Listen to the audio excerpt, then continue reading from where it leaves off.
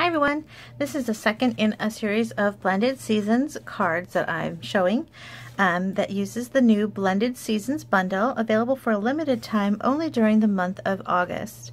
And it's a really beautiful bundle, and I've been showcasing it for a few days now.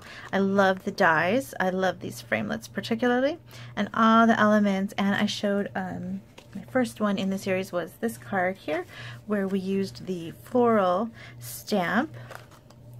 And today we're going to use the leaf stamp to make a pretty fall card. And this is, like I said, an available for a limited time only stamp set and framelit collections, only available for 1 month. And then there's a new watercolor pencil collection that's been introduced this month as well, that you can also decide to add on to your bundle. And if you purchase the bundle from me, you are getting a free little PDF on how to make the 3 cards in the series, plus a little kit with all the elements needed to make the card, including all the cut pieces and ribbon and everything, and instructions for these cards. So that's my little free gift to you for the month of August if you buy the bundle. And there's a host code on my blog, bestpapercuts.com, to find out how to make sure you get the kit for free when you purchase. Also, it's bonus days. I'm going to bring that up real quick. Bonus days with Stampin' Up. If you spend $50, which the bundle is more than $50, then you will get also a $5 coupon from Stampin' Up, good to use in September. So purchase now and then use in September. $5 coupon for every $50 you spend. And also use my frequent buyer rewards program. You can kind of combine all the deals. The Stampin' Up coupon, the Beth's Paper Cuts frequent buyer rewards program, which helps you earn free hostess sets and stamp sets from the catalog, and also the free card kits with the purchase of the bundle. So here is the second card in the series, and we're going to use crumb cake cardstock. If you got the kit in the mail, it would look like this. It would come with all these little pieces cut and ready for you. Your ribbon would be kind of wrapped around a little piece, and everything would be ready to go. And we're going to go ahead. You'd have to stamp and use your own adhesives, but everything else is already figured out for you. So this is a piece of crumb cake cardstock, 8.5 by 11, cut in half and then scored down the center the long ways. And so that would be a A2 card size. And we're going to stamp the leaf image. This is a really fun leaf image because it really looks like falling leaves. I love this one, I think the most out of the whole stamp set actually. And I'm using Memento ink.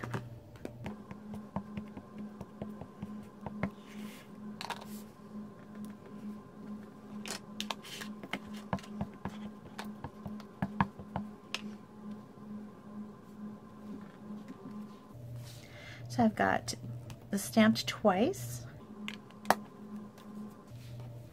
and also I'm using the Wishing You All the Best stamp set in the center. I think that's the kind of sentiment you can use for happy birthday. You can write happy birthday in the center, or just hi, how are you. It doesn't have a specific use, although I think Wishing You All the Best would be great for birthday. I don't like that one.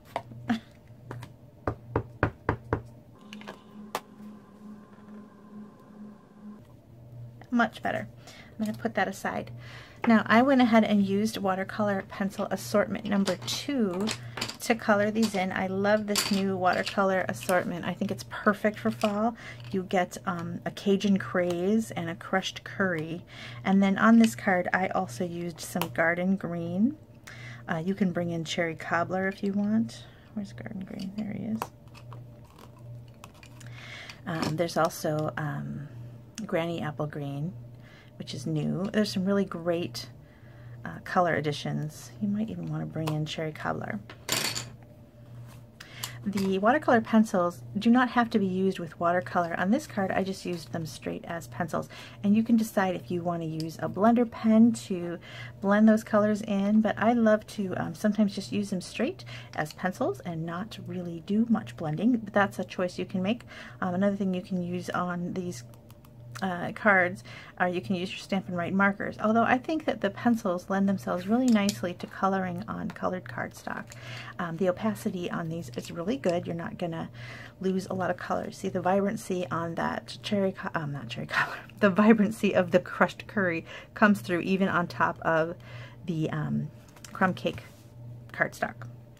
So I'm going to start with the crushed curry, and I'm going to show you a few leaves, and then I'm going to go faster on the video by speeding it up so you don't have to watch me color the whole thing, because that's a little bit of a slow process.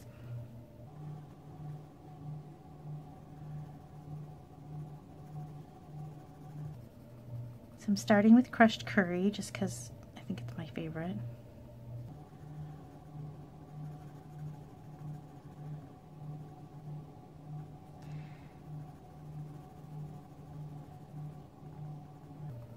And I'm just kind of adding color randomly to the leaves.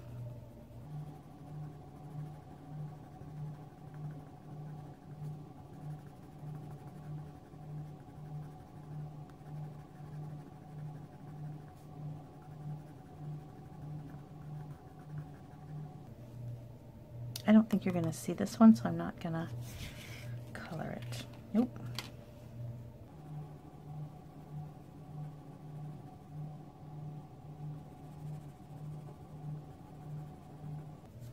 Right, let me add another color to some of these. So I'm going next to the crushed curry, but then also a little bit on top and just kind of blending it in by not pushing too hard on the pencil on the areas where they're laying on top of each other.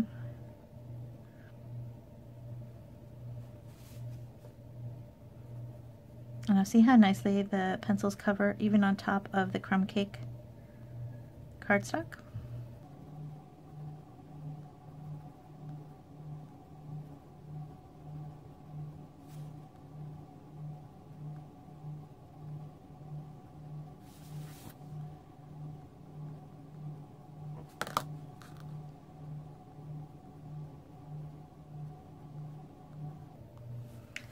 Now this one doesn't have any green in it. Some of them I will add some green.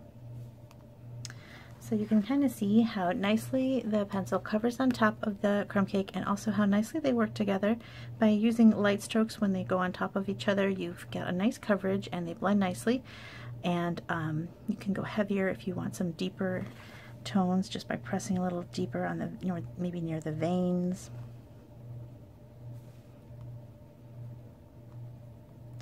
So I think it's beautifully colored even without using water or blender pens to move the color around even more. But you can. The only problem is when you're using crumb cake, it's not super strong to hold up to water, so you'd have to go very lightly. And the blender pen also very lightly. You don't want to push a lot because you're going to start to pill your paper. I'm going to go ahead and add some green to another one.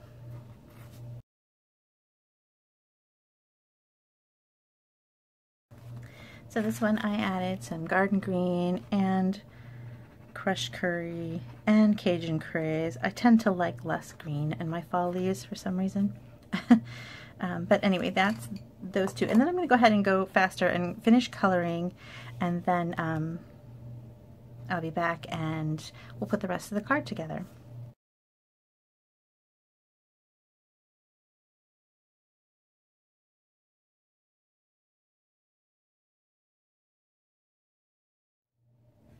Okay, so I've got all my leaves colored. I used crushed curry, Cajun craze, garden green, and cherry cobbler. Now we're going to layer all of our pieces on top.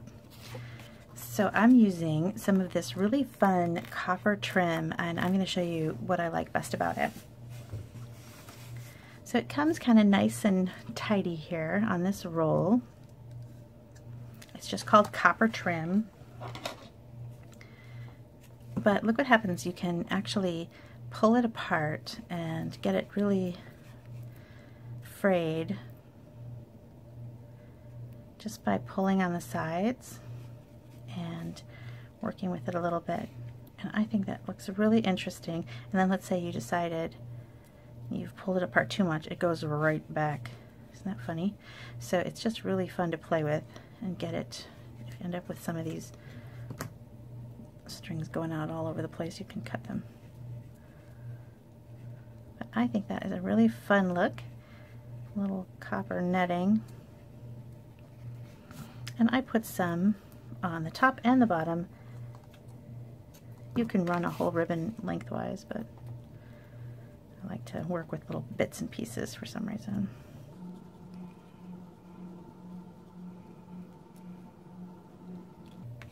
Okay, so I've got some for top and bottom, and then I cut out already some of these little leaves which come from that framelit collection. Here it is. I like the shape of this one because it's kind of slightly curved. It looks like a falling leaf. And you can leave some of these little pieces in or pull them all out. I think it looks good either way.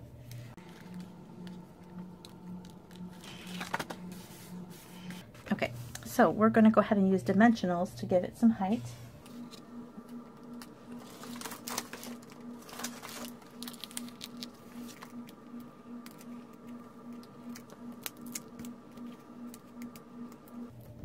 And then I want this copper trim to really stay down because it's so frayed and loose that I thought something strong would be a good idea.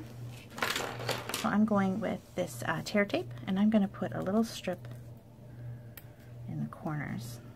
Oops, am I doing it in the right corners? Yep.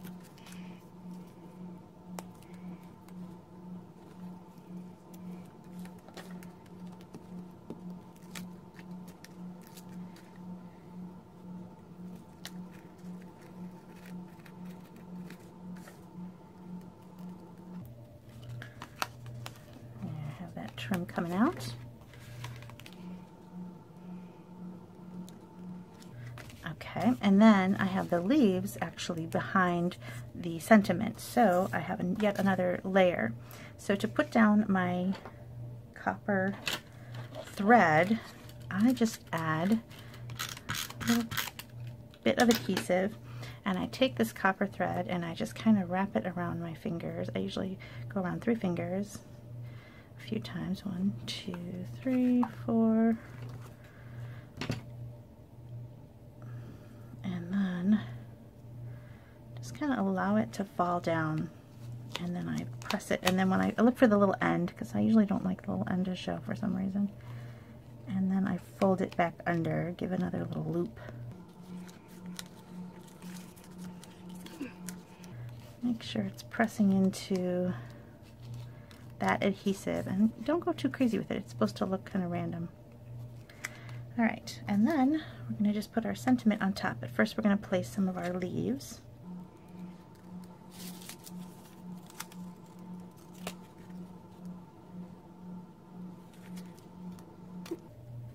This is the side I don't like, so I'm going to put them on there.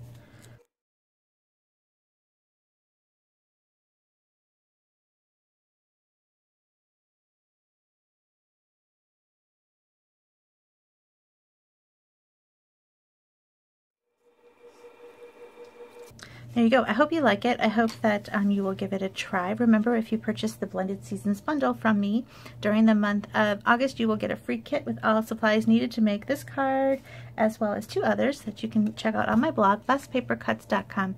I hope you liked today's video. Thank you so much. Bye.